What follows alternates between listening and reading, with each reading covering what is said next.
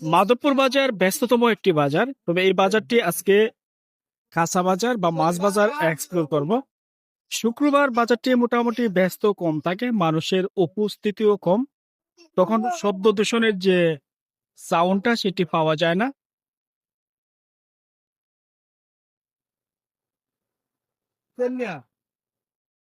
মাছ বাজার সবজি বাজার সুনাই নদীর পাড়ে অবস্থিত। এ হচ্ছে সিজনাল মূলা, আর এ পাশে হচ্ছে মাছ বাজার, শুটকি ইত্যাদি রয়েছে। কাকা ভালো আছেন? শুটকির কেজি কত? মানে এটা হতো যেটা আছে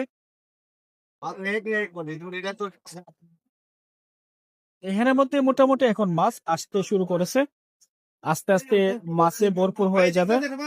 লাঠি মাছের কেজি কত?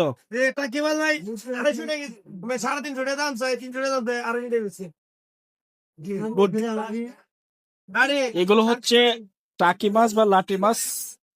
সিং এবারে ভাইরাল করে ঝাটকা মাছ আমি মাধবপুর বাজারে আমি মাতমিয়া সবসময় ঝাটকা বেশি।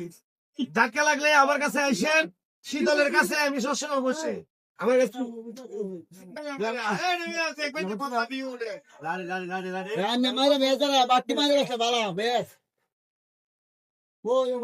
এই মাছগুলো কত হইরা 90 থেকে? এখানে অনেক ধরনের মাছ রয়েছে, আর মাছগুলো বিভিন্ন অঞ্চল থেকে আসে। এখানে ছোট বড় সব ধরনের মাছ পাওয়া যায়।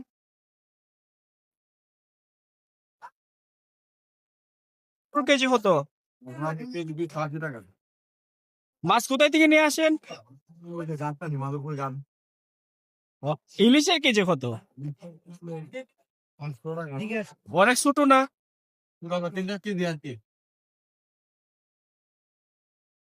সকালবেলা এবং দুপুরবেলা এই বাজারটি জমে, আর এখানে প্রচুর মাছ ব্যবসায়ীদের মিলন মেলা দেখা মিলে। এই কার্ফু কত হইরা? গাছ কাপ কেজি কত? সোনা নদীর পাড়ে অবস্থিত মাছ বাজারটি, এর পাশে রয়েছে শুটকির আড়ত বা শুটকির দোকান।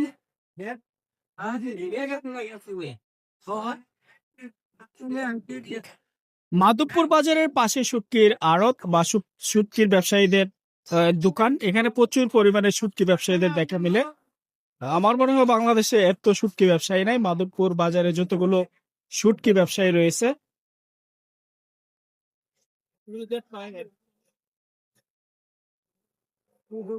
আপনার শুটকি কোথায় দিয়ে নিয়ে আসেন? মানে মাসে কয় লাখ টাকা শুটকি নিয়ে আসেন? কেমন হয় আপনাদের ব্যবসা? মন্দা? কোন সময় শুটকি সস্তা বেশি থাকে, বর্ষা না শুকনো? বর্ষা মৌসুমে।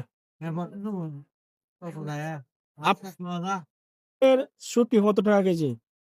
মাংস ইলিশটা দেয় এটা ভালোটা, ইলিশের কেজি কত? ইলিশের কিন্তু 1200 টাকা। মানে প্রতি মাসে কয় লাখ টাকা শুটকি নিয়ে আসেন? প্রতি মাসে তো আমরা প্রায় 5 লাখ টাকা মানে 5 লাখ টাকা মাল। প্রতিদিন ব্যবসা বাণিজ্য কেমন হয়? মোটামুটি এখন একটু দেম আর কি, মাছ তো সময় তো একটু দেন যে না এমনি অন্য আগে ভালো হয়। মোটামুটি ভালোই আছে। মোটামুটি ভালো, এখন তো মাছ তো সময় মোটামুটি ভালো। Thank you.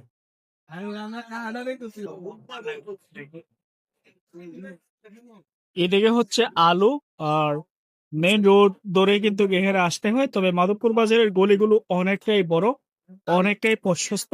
মাধবপুর বাজারে মোটামুটি যে সবজিগুলো অনেকটাই টাটকা পাওয়া যায়। মাধবপুর উপজেলার বিভিন্ন গ্রামের যে সবজিগুলো চাষ করা হয় সেগুলো এখানে নিয়ে আসে বিক্রেতারা। আর যারা উপজেলাবাসী মোটামুটি ভালো সতেজ খাবার খেতে পারে, এর মধ্যে মোটামুটি অনেক ধরনের পণ্য কেনাকাটা করা যায় এবং মোটামুটি চিপ রেট।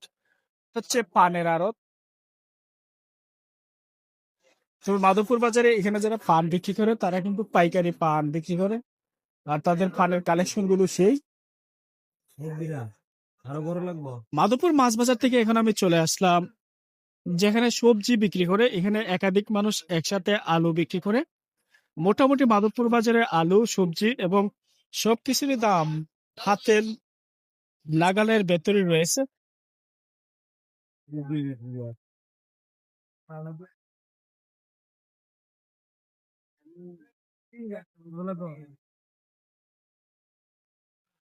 সামনে হচ্ছে মোরগ হাটা এবং আরেকটা বাজার রয়েছে, সেখানে অনেকগুলো সবজি বিক্রি করে একসাথে।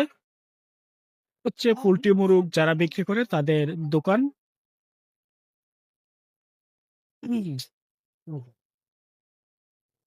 এদিকে হচ্ছে সবজির আড়ত, পাশাপাশি দেখা যাচ্ছে কলা বিক্রি করে।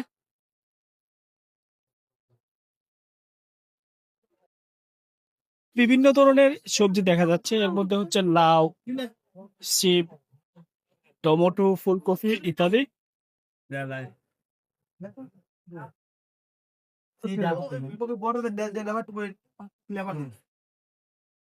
মাধবপুর বাজার থেকে যারা সবজি কেনাকাটা করবেন অবশ্যই এই হাটটাতে আসবেন।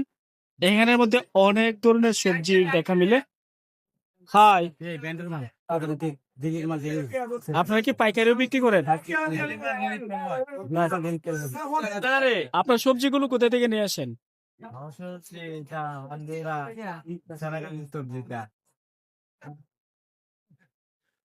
মাধবপুর বাজারের সবজির হাটা থেকে আমার এই ভিডিওটি ধারণ করা। আপনাদের কেমন লেগেছে অবশ্যই জানাবেন।